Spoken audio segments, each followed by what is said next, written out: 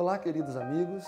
Nesta oportunidade, eu gostaria de estudar com vocês sobre o maravilhoso propósito de Deus para a criação do homem antes do pecado.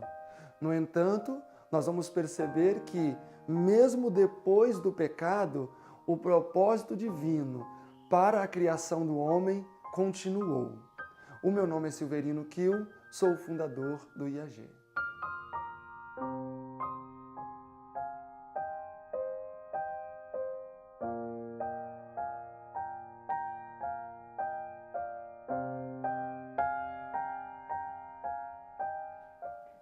Deus criou o homem à sua imagem e semelhança.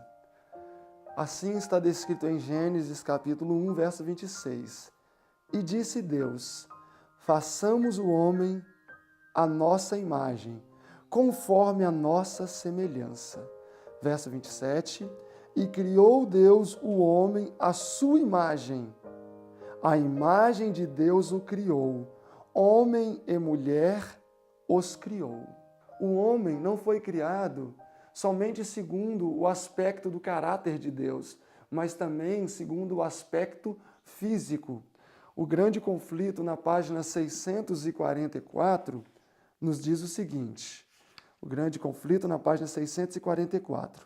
No princípio, o homem foi criado à semelhança de Deus, não somente no caráter, mas também na forma e aspecto.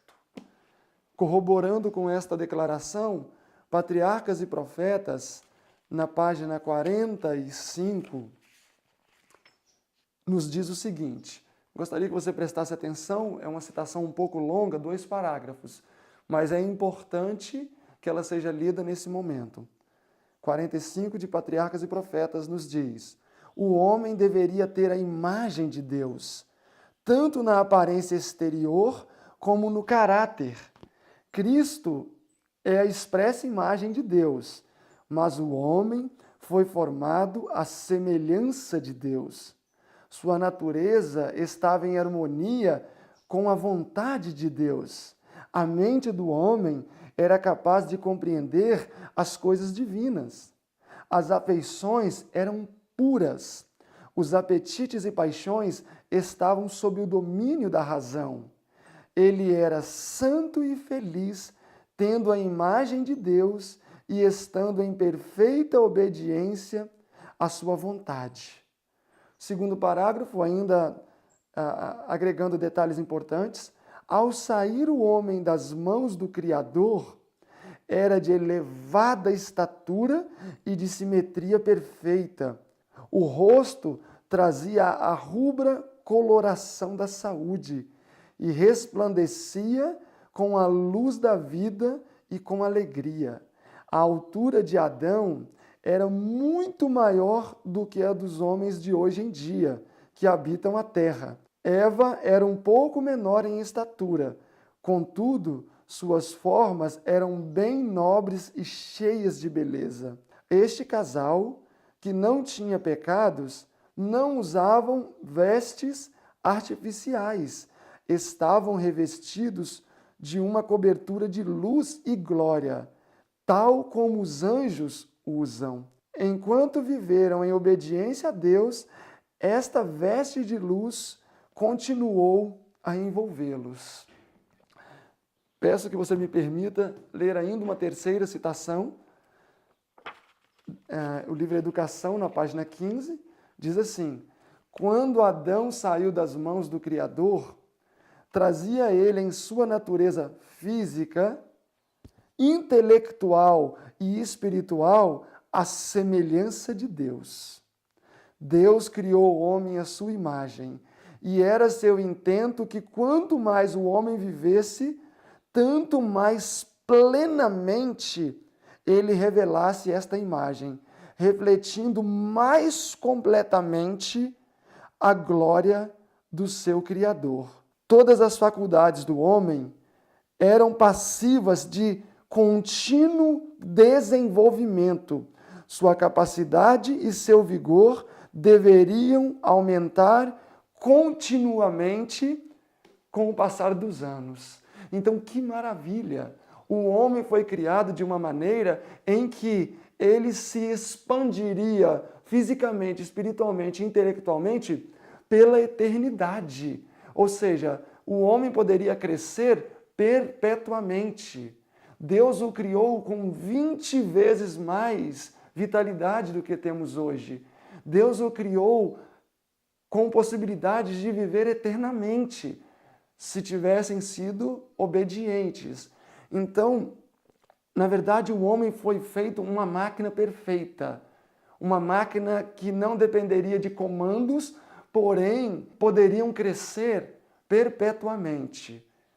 Mas por que Deus criou o homem de forma tão extraordinária? É porque Deus desejava no homem ser glorificado.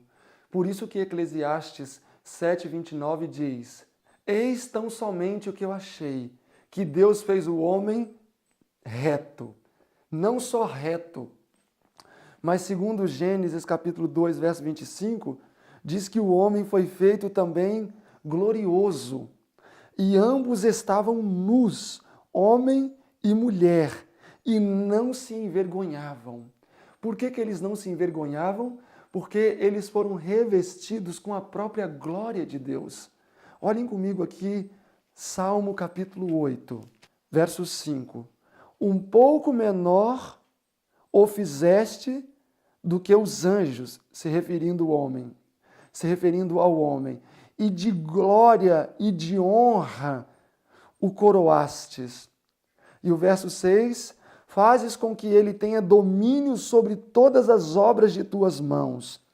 Tudo pusestes debaixo dos seus pés. Então Deus criou o homem glorioso, o revestiu com a sua própria glória, o coroou de honra. Se ele foi coroado, logo ele era um rei.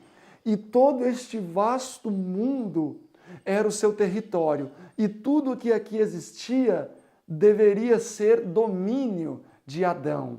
O Senhor criou o homem bem ajustado em todos os aspectos do seu ser. Por exemplo, as faculdades superiores, consciência, razão, juízo e intuição dominavam as faculdades inferiores do ser, apetites, paixões, emoções e inclinações. As faculdades inferiores do ser foram dadas antes do pecado também. Elas eram importantes se estivessem atuando dentro da sua legítima esfera. Então, antes do pecado, existia uma perfeita sincronia entre as faculdades superiores e as faculdades inferiores do ser. As faculdades superiores dominavam as faculdades inferiores. Como assim? Adão com certeza não tinha desejo de ingerir mais alimento, uma vez que ele já estivesse cheio, já estivesse satisfeito. Adão, com certeza, não tinha um apetite sexual descontrolado por sua esposa, como hoje tem sido a tentação tão forte do ser humano. Então, tudo era bem ajustado, tudo era bem sincronizado. E por que deveria ser desta maneira? Isaías 43, olhem aí comigo. Isaías 43, 7 nos diz: A todos os que são chamados pelo meu nome, e os que criei para minha glória, eu os formei e também os fiz. Bom, Deus fez o homem bem ajustado e perfeito, porque o seu desejo era ser glorificado no homem. E quando a gente olha para esse verso, somos até levados a pensar, mas Deus é um tanto egocêntrico? Como pode ele criar algo só para ser glorificado?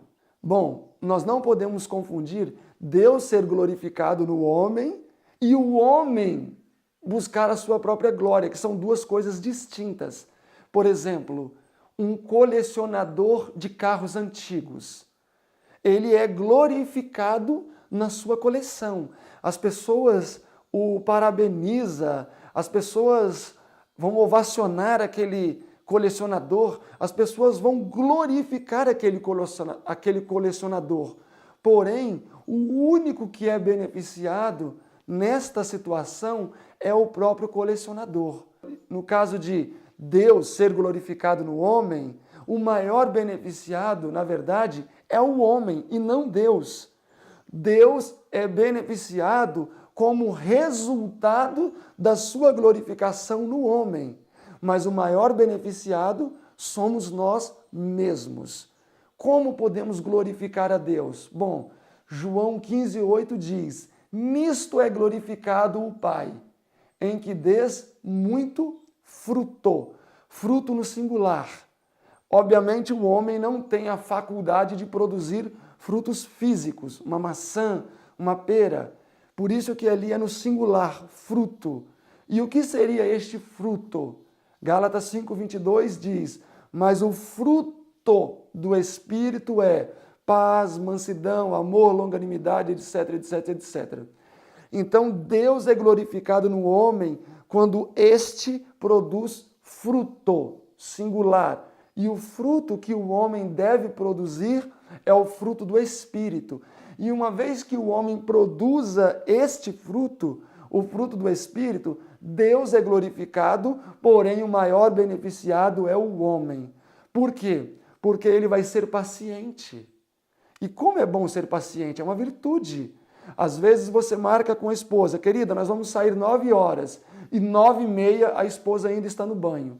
E aí você começa a entrar em erupção, ficar nervoso, perder a paciência. Bom, se você tem um fruto do Espírito, você vai ficar calmo e paciente sentado no seu carro, lendo a Bíblia ou meditando. A paciência é um dom divino. A longanimidade. O seu filho está se afastando dos caminhos do Senhor, você vai ser longânimo para com ele. Seu esposo, sua esposa estão longe do caminho do Senhor, você vai ser longânimo e vai evitar atritos desnecessários, do tipo: olha, eu já falei que aqui em casa o culto tem que ser tal hora. Tudo bem que você não está nos caminhos do Senhor, mas vai ter que respeitar a minha autoridade. E aí gera o que em resultado a isso? Conflito. Gera atrito, gera desgaste. Então, uma pessoa que revela o fruto do Espírito na sua vida é uma bem-aventurada. Ela vai conseguir, independentemente das circunstâncias, fazer com que o seu lar seja um pedacinho do céu. Por quê? Porque diante das trivialidades corriqueiras que nos assolam no nosso dia a dia, nós sempre vamos ter paciência, amor, mansidão, domínio próprio, etc, etc, etc. E isto é uma bênção. A duplicata está para vencer. Você não vai perder a sua noite ansioso. Você vai descansar tendo fé, acreditando que Deus vai solucionar o problema. Um membro da sua família cai doente, não tem problema. Você vai descansar, ter paz, acreditando que aquela pessoa está nas mãos de Deus. Então, quando nós revelamos o fruto do Espírito em nossa vida, tudo vai ser maravilhoso. E desta maneira, Deus vai ser glorificado em nós. De que maneira? No nosso bom testemunho manifestado diante das pessoas. Se eu tenho o fruto do Espírito, eu vou ter um bom testemunho. As pessoas vão olhar para mim e dizer: olha, aquela pessoa tem uma vida irrepreensível. Ainda que eu não concorde com a religião dele, uma coisa nós temos que concordar: a vida dele, a família dele é irrepreensível. E desta maneira, quem vai ser glorificado? Deus. Olhem aqui comigo, por exemplo, Mateus capítulo 5, verso 14, diz o seguinte: vós sois a luz do mundo. Então, quando Deus é glorificado em nós, nós passamos a ser a luz do mundo. E não se pode esconder uma cidade edificada sobre um monte. Ou seja, quando nós revelamos a glória de Deus no nosso caráter, quando tomamos posse do fruto do Espírito, a luz de Deus vai brilhar através de nós e isto não pode ser impedido. Verso 16: assim resplandeça a vossa luz, ou seja, a vossa glória diante dos homens, para que vejam as vossas boas obras e glorifiquem ao Pai que está nos céus. Então, revelar a glória de Deus, em outras palavras, é ter boas obras, é você andar em dia com suas dívidas, é você andar em dia com os seus vizinhos, é você ser responsável no seu trabalho, é você andar em dia com suas obrigações como esposa, como esposo e como filhos. E o que vai acontecer? As pessoas vão ver este bom testemunho e vão glorificar a quem? A Deus. E desta maneira Deus será glorificado no homem. Este sempre foi o desejo de Deus. Ser glorificado no homem. Ser glorificado em nós através do nosso bom testemunho diante das pessoas. Para Deus ser glorificado no homem de maneira plena, como era o seu plano original, Adão e Eva deveriam ser obedientes a tudo que o Senhor ordenara. Em Gênesis 2, versículo 16 e 17, nos é dito: E disse Deus, de toda a árvore do jardim comerás livremente, mas da árvore que está no meio do jardim não comerás, porque o dia em que dela comerdes, certamente morrerás. Então Deus deu uma ordem, e o crescimento perpétuo que o homem poderia desfrutar dependia da obediência a esta ordem de Deus. Mas infelizmente Eva foi tentada pela serpente e acabou caindo em transgressão. Gênesis 3:4 nos diz: E disse a serpente à mulher: Certamente não morrerás. Então a serpente conseguiu enganar Eva, induzindo-a a comer do fruto, a qual, depois de ter experimentado, e os sintomas que ela sentiu não foram de morte, senão de vida. Contudo, a vida que ela estava sentindo agora era experimentando, na verdade, a carnalidade. Foi também, deu ao seu marido e disse: Come, porque eu me senti melhor depois de ter comido. E o primeiro sintoma que eles sentiram após ter transgredido a lei de Deus foi perderem a glória de Deus. Romanos 3:23 diz: Porque todos pecaram e destituídos estão da glória de Deus. Então o homem perdeu a glória que ele tinha. E quando Adão viu Eva, que já tinha comido do fruto, ele a viu nua, ele a viu sem a glória que os próprios anjos têm. Perderam a glória de Deus porque transgrediram a lei.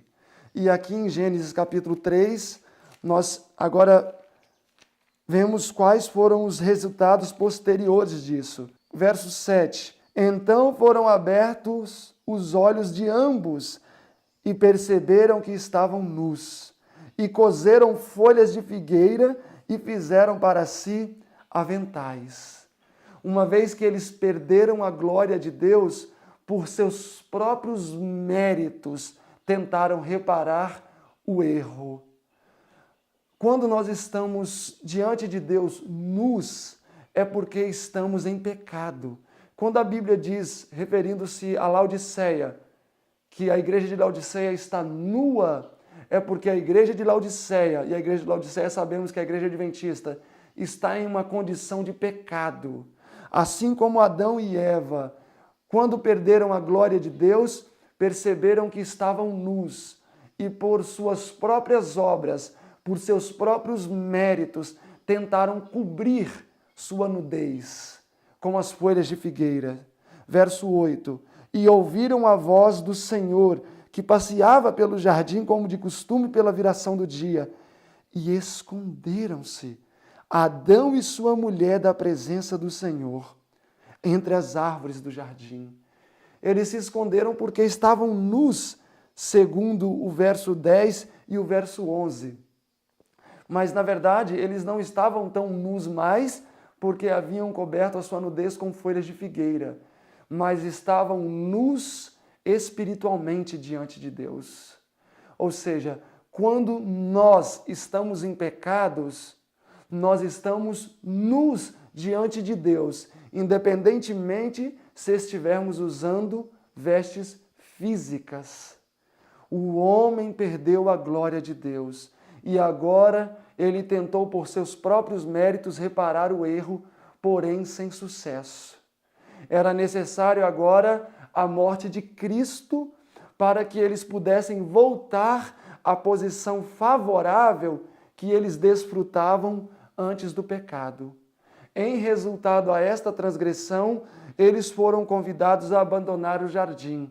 Porém, em Gênesis 3:21, veio a promessa de que um Redentor viria morrer em seu lugar, porque o salário do pecado é a morte. E eles deveriam agora pagar esse preço, a morte. A partir desta transgressão, o homem, em primeiro lugar, morreu espiritualmente. Segundo lugar, morreria fisicamente a morte temporal. E em terceiro lugar, morreria a morte eterna. 3 mortes: espiritual, temporal e eterna. E o intuito de Jesus era vivificar o homem através da morte de cruz destas 3 mortes. Ou seja, Jesus pagaria o salário do pecado, que era a morte eterna.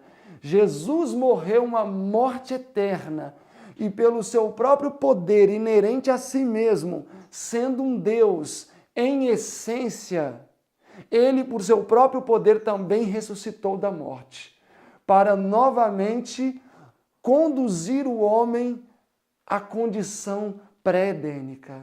A irmã White diz no Caminho a Cristo, a condição para a vida eterna que Deus exigiu do homem antes do pecado, que foi obediência perfeita, é a mesma que ele exige hoje, para nos dar subsídios, para alcançar esta maravilhosa possibilidade de voltarmos para o Éden, ainda que seja neste mundo, antes da segunda vinda de Jesus. O Senhor nos serviu de exemplo, mostrando que é possível termos a vida pré-edênica tendo uma natureza pecaminosa. Por isso que ele veio na mesma condição que nós, desceu ao mesmo nível que nós, na mesma escala, tomando sobre si, segundo medicina e salvação, a nossa natureza pecaminosa, para mostrar que em tudo aquilo que fôssemos tentados, ele suportaria, para mostrar que a humanidade unida à divindade pode alcançar uma vitória completa e vivermos uma vida de santidade, uma vida de vitória sobre o pecado, da mesma maneira que Adão poderia ter vivido antes da transgressão no Éden.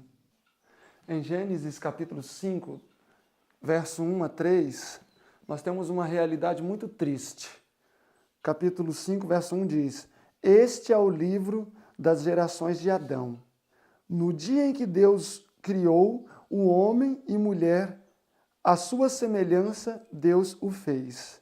Homem e mulher os criou e os abençoou. Chamou o seu nome Adão no dia em que foram criados. Agora o verso 3. E Adão viveu 130 anos e gerou um filho à sua semelhança, conforme a sua imagem, e pôs-lhe o nome de Sete. Adão foi criado à semelhança de Deus. Contudo, depois do pecado, quando ele teve um filho, o texto diz que o seu filho nasceu à sua semelhança, não mais à semelhança de Deus. Com o pecado, o homem, moralmente falando, ficou mais fragilizado. Houve uma desconfiguração na sua mente e nas faculdades que compõem o nosso ser. As faculdades superiores, que até então tinham supremacia, passaram a ser subjugadas pelas inferiores, de maneira que a resposta diante das tentações, na maioria das vezes, já não eram mais avaliadas mediante as faculdades superiores, senão as inferiores. Olha o que o irmão White diz no livro Educação, na página 15. Diz assim: precisamos também considerar a mudança na condição do homem em virtude da entrada do conhecimento do mal. O plano de Deus para ainda cumprir seu glorioso propósito na educação da raça humana. Seguindo, diz: após o pecado, enfraqueceu-se a capacidade física do homem. A sua capacidade mental também diminuiu. Ofuscou-se-lhe a visão espiritual, além de ter se tornado sujeito à morte. Então, depois desta desconfiguração resultante do pecado, essa despersonalização da mente do homem, as suas faculdades se misturaram. O homem agora já não tomava mais decisões baseadas na razão, mas na emoção. A carne sempre clamava por supremacia e passou a existir o que na mente do homem para fazer o que é bom? E passou a existir o que na mente do homem para fazer o que é certo? Uma luta, um conflito. Olhem como Paulo expressa essa ideia aqui em Gálatas, no capítulo 5. Gálatas, capítulo 5. Todos estão lá? Gálatas 5, no versículo 17. Porque a carne luta contra o espírito, e o espírito luta contra a carne. Estes opõem-se um ao outro para que façais o que quereis. Então, se para o homem era natural resistir à ação das faculdades inferiores, dominando-as com as faculdades superiores, houve uma inversão de valores. Agora elas estavam no mesmo nível e nós sabemos que na maioria das vezes as faculdades inferiores superam as faculdades inferiores. Olhem um exemplo aqui bem claro e clássico disso em Gênesis capítulo 4. Uma situação onde nós vamos ver as faculdades superiores e as faculdades inferiores em conflito. E neste momento aqui nós estamos logo depois da expulsão do Éden. Poucos anos depois, na experiência de Caim. Bom, Deus aceitara o sacrifício de Abel, reprovar o sacrifício de Caim. Por causa disso, Caim teve ciúmes de Abel e intentou tirar a vida do irmão. Porém, Deus o advertiu de que ele deveria declinar deste pensamento. Então, notem que nós estamos aqui ainda na segunda geração de humanos nessa terra, mas já o conflito entre faculdades era real e a supremacia das faculdades inferiores demonstrou-se uma força a considerar já nesses dias. Olhem o verso 7, quando Deus começou a arrazoar na mente de Caim, falando através das faculdades superiores. Verso 7. E disse Deus: Caim, se bem fizeres, não é certo que serás aceito? Se bem fizeres o quê? Se desistir de matar o seu irmão.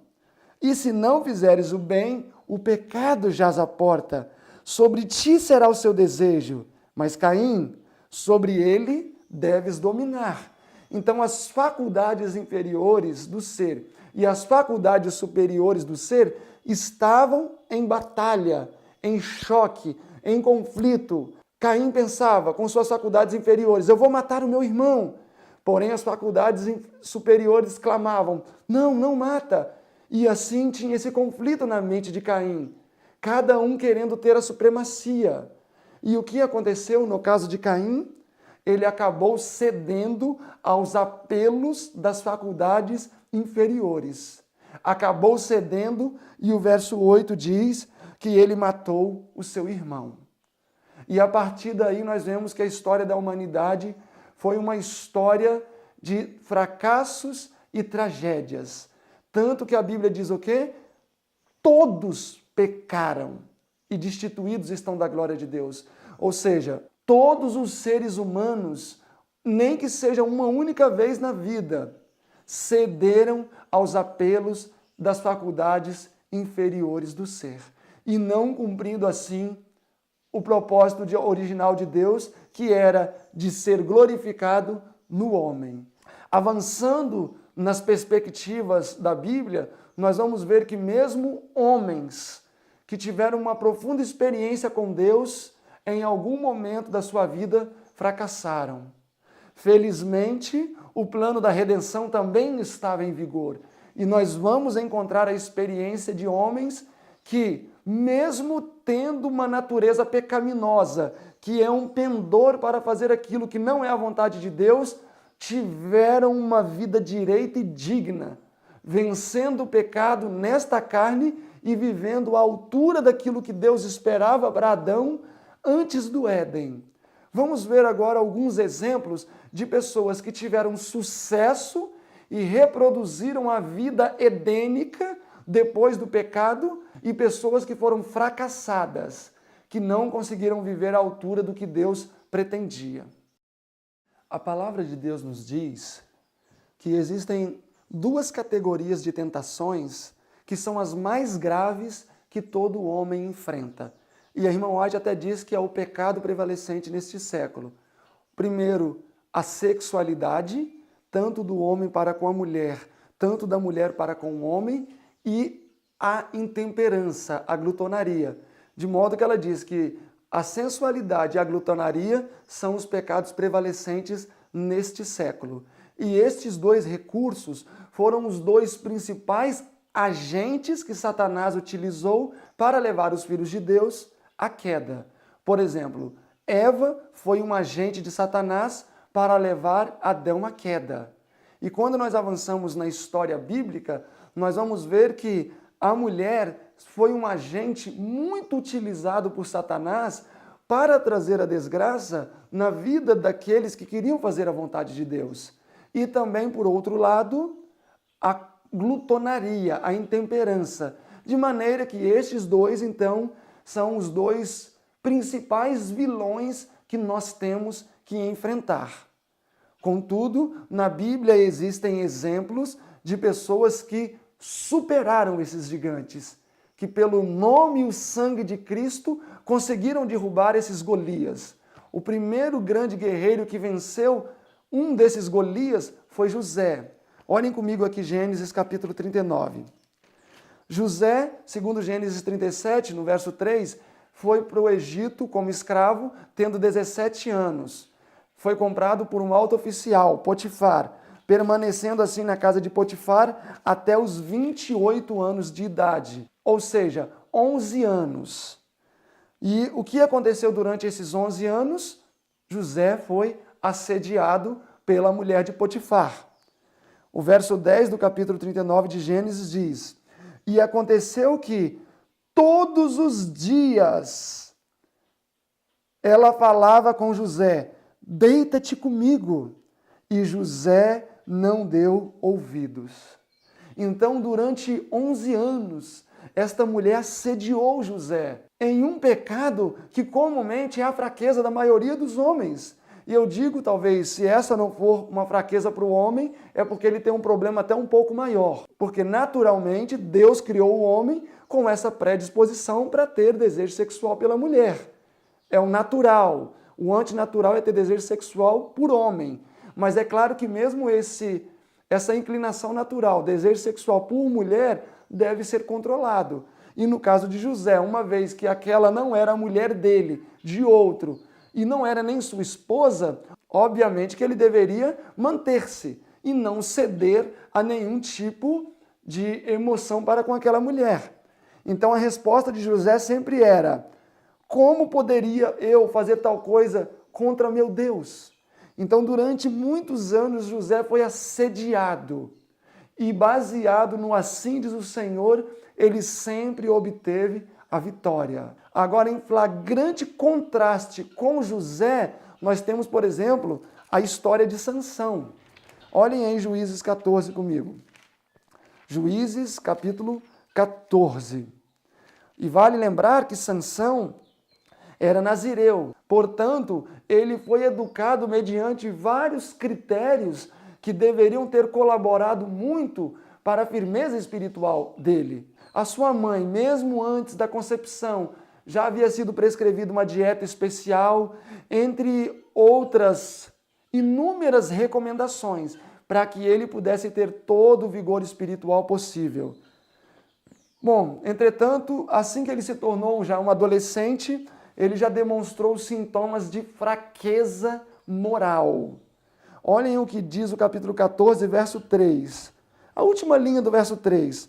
Pai, toma-me aquela mulher por esposa, pois ela me agrada os olhos. Então Sansão tomava suas decisões baseado no desejo dos olhos. Ele não colocou em prática o que diz, por exemplo, em Jó 31, verso 1. Fiz uma aliança com os meus olhos. Como poderia eu olhar para uma virgem? Sansão era dirigido pelas suas paixões, era dirigido pela carne. Se vocês continuarem a ler a partir do verso 6, vai ser descrito que ele matou um leão.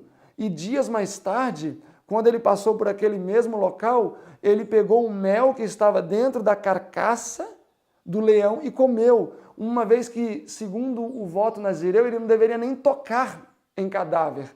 Ele comeu o alimento que estava dentro daquele cadáver. Então ele também era dirigido por seus apetites no que diz respeito à alimentação. E logo se tornou um homem tão fraco igual era. Olhem o capítulo 16, verso 1. E foi Sansão depois a Gaza, e viu ali uma mulher prostituta, e se deitou com ela. Verso 4. E desceu dali Sansão a outro lugar, e viu outra mulher chamada Dalila, também se afeiçoou a ela e se deitou com ela. Então Sansão era um homem dirigido pelas suas faculdades inferiores. Dalila tentou remover o segredo de Sansão. E o verso 16 diz: e sucedeu que Dalila, importunando Sansão todos os dias, ele descobriu-lhe todo o seu segredo. Então, ao passo que José, durante todos os dias, num período de 11 anos, foi tentado, foi resistente, Sansão, todos os dias, foi tentado e caiu na tentação. Revelou os seus segredos a Dalila. Então, José e Sansão estão em terrível contraste. Um sempre deu ouvido à voz do Espírito Santo, atuando através das faculdades superiores. O outro sempre deu ouvido à carne, atuando através das faculdades inferiores.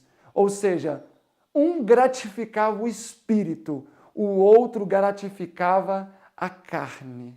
Davi foi outro exemplo de um homem que no que diz respeito ao sexo, gratificava a carne. Quando ele viu uma mulher, desejou-a, ele recebeu a informação de que aquela mulher era casada e mesmo assim não teve escrúpulos. Mandou que ela fosse trazida até ele e ele, como um animal irracional, levou aquela mulher para o seu quarto e se deitou com ela, ignorando o fato de ele já ter várias mulheres, ao passo que Urias só tinha uma e ele quis possuir essa única mulher que o seu soldado tinha, gratificando assim o quê? A carne. A nossa carne clama, porém na mesma proporção o Espírito Santo clama também para nos levar à santidade. Quando nós olhamos para Esaú e José, nós vamos perceber que no quesito alimentação, eles também estão em contraste. Esaú teve fome e trocou a sua primogenitura por um prato de lentilha. Ele poderia ter comido qualquer outra coisa, ele poderia ter buscado qualquer outro alimento. A questão de comer ou não era uma prova para ele naquele momento. E mesmo não sendo uma prova, Esaú caiu. Ao passo que avançamos anos à frente, chegamos à experiência de Daniel. Com 15 anos, foi levado para a Babilônia como escravo. Ele foi castrado, ele foi maltratado, ele foi feito um servo em terra alheia. E a alimentação para ele, nestas condições, não era uma opção, era uma prova. Ele corria sérios riscos de, se não comesse a comida que o rei oferecia, de perder a vida. Porém, Daniel capítulo 1, no verso 8, nos é dito: e Daniel decidiu no seu coração não se contaminar com as iguarias do rei. Mesmo tendo o risco de perder a vida, Daniel se propôs a ser fiel a Deus, não cedendo aos apelos da carne, não gratificando o apetite. Meus irmãos, Deus não pode ser gratificado em nós enquanto estivermos gratificando o nosso apetite, seja em qual área for. Meu irmão, se você tem um desejo sexual exacerbado, ainda que você seja casado, peça a Deus autocontrole, pois o casamento não santifica o pecado. Se você tem dificuldades em manter-se no quesito alimentação, não consegue talvez fazer um dia de jejum ou mesmo praticar uma dieta livre de artigos que são nocivos para a saúde, peça a Deus poder que Ele vai dar. Se você não tem controle sobre o seu temperamento e por vezes responde mal, talvez até mesmo a sua família, peça a Deus autocontrole. Deus dá. O fato de nós termos passado pela experiência de termos uma natureza tendenciosa para o mal depois do pecado, inclinada para fazer aquilo que não é a vontade de Deus, uma natureza pecaminosa, isso não nos pode forçar ao pecado. Ninguém pode impedir um passarinho voar sobre a cabeça, mas todos podem impedir que ele faça um ninho. Então, da mesma forma que nesta natureza Jesus obteve vitória perfeita, nós também podemos obter. Mas para isso acontecer, o que precisamos fazer? Ceder aos apelos do Espírito Santo, resistindo assim aos apelos da carne. Olha o que o apóstolo Paulo diz aqui em Romanos, no capítulo 8. Olhem comigo Romanos, capítulo 8. Portanto, nenhuma condenação há para os que estão em Cristo Jesus, que não andam segundo a carne, mas andam segundo o Espírito. E aqui no capítulo 6 do mesmo livro, no verso 21 diz: e que fruto tinhais então das coisas de que agora vos envergonhais? Porque o fim delas é a morte. Mas agora, verso 22, libertos do pecado, feitos servos de Deus, tendes o vosso fruto para a santificação e, por fim, a vida eterna. Então, quando nós andamos segundo o Espírito e não a carne, o texto diz que estamos libertos do pecado. O verso 6 do capítulo 6 diz: sabendo isto, que o nosso velho homem foi com Jesus crucificado, para que o corpo do pecado seja desfeito, para que não sirvamos mais ao pecado. Então, se nós aplicarmos o correto exercício da vontade, e a palavra de Deus nos diz que a vontade foi nos ministrada para nos dar a vitória sobre qualquer coisa. Se nós aplicarmos corretamente o exercício da vontade, não há por que ceder às inclinações da carne. Se eu tenho o desejo de dar uma mal resposta à minha esposa quando ela fala algo que me ofende, o que eu faço? Eu exerço o poder da vontade e não respondo mal. Se eu tenho o desejo de ter uma atitude não santificada no sexo com a minha esposa, o que eu faço? Eu exerço a vontade e assim não procedo. Se eu tenho o desejo de gratificar o meu estômago com um alimento que Deus não aprova, ou se eu ingiro uma quantidade de alimento superior ao que eu necessito, ainda que seja um alimento que Deus aprova, o que eu preciso fazer? Exercer a minha vontade e dizer: basta, já ingeri uma quantidade suficiente. A luta contra o pecado não é algo fácil. Hebreus 12, verso 3 diz que devemos resistir ao pecado lutando até o sangue. 1 Coríntios, no capítulo 9, verso 27 diz: antes, disse Paulo, subjugo o meu corpo e o reduzo à servidão. Ou seja, ele lutava para que as suas paixões não tomassem o controle da sua razão. E em Atos dos Apóstolos, na página 314, comentando 1 Coríntios 9, 27, a irmã White diz: as palavras subjugo o meu corpo literalmente significam repelir por severa disciplina os desejos, os impulsos e as paixões. Meus irmãos, a luta para que nós voltemos a ter a configuração pré-edênica, ou seja, a configuração que Adão tinha antes do pecado, é difícil, é árdua, é terrível, é um morrer a cada dia. Mas se nós quisermos atender ao propósito de Deus para a nossa vida depois do pecado, é mister que travemos esta luta, ou seremos rejeitados.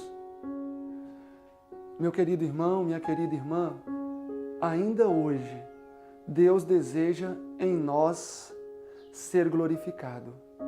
É por isso que Ele tem apelado, através dos seus profetas, madrugando, insistindo, pedindo diariamente para que nós nos preparemos, pois Ele não pode ser glorificado em um corpo que não esteja habilitado ou que não esteja apto, tendo condições para que Ele possa em nós habitar. Eu sei que a batalha é difícil, a luta é árdua, pois nós temos que lidar com várias situações que tendem a nos despreparar. E às vezes somos até levados mesmo a acreditar que Deus tem nos desamparado. Contudo, nós veremos no nosso próximo estudo que o Senhor não nos deixou a batalhar sozinhos. Ele nos deu uma válvula de escape e Ele quer que caminhemos em direção a esta válvula de escape e com certeza, se assim fizermos, teremos condições de nos habilitar para que Ele possa refletir a sua glória por nosso intermédio.